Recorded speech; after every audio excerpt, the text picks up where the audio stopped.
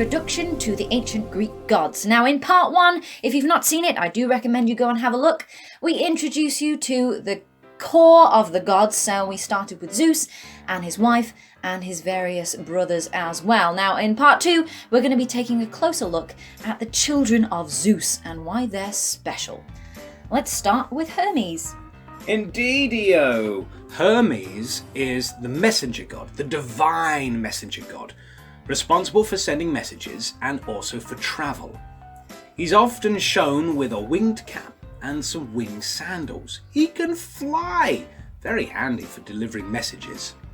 He's best known for turning up in loads and loads of myths. He crops up everywhere, sending and receiving messages for the gods and mortals and so on.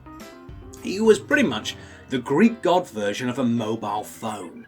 He was a very helpful chap to have as a friend, and consequently, he was well liked by the rest of the gods. Next we have Aphrodite. Aphrodite is the goddess of love and beauty, another child of Zeus. She's often shown as an absolute beauty, with her companion Eros, who's basically a Greek version of Cupid with a bow and arrow. And I'm afraid, yes, she's often depicted with no clothes on. Sorry everyone. She's best known for causing havoc with her beauty. Even the gods themselves were prone to fall for her charms. She actually inadvertently played a big part in starting the Trojan War too. Oops. Aphrodite's husband is Hephaestus, the god of blacksmiths and of volcanoes. He's usually shown as being a hunchback, or at least someone with a poorly leg. And more often than not, you'll find him at his forge, using his hammer to create something awesome. Perhaps one of the weapons for the gods. He was best known for making Zeus's lightning bolts and the arrows of Apollo and Artemis. Speaking of Apollo, we're going to look at him next. Apollo was the god of, well, loads of stuff really.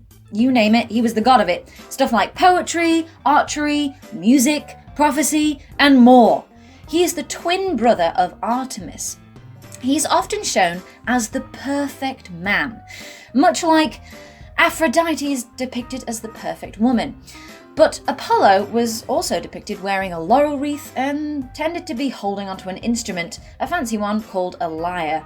He's best known for his protection of the young. He was concerned with the health and education of children.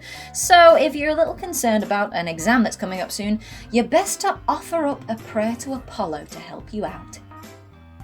His twin was Artemis, the goddess of hunting and wild animals. She's usually shown with a bow and arrow in hand, accompanied by a deer or perhaps a hunting dog. What's she best known for? Well, being pretty mean. There's one story that tells of a Queen Niobe who mocked Artemis's mother for only having had 2 children. Artemis and her twin took offense of this and decided to have their revenge by killing all 14 of Niobe's children.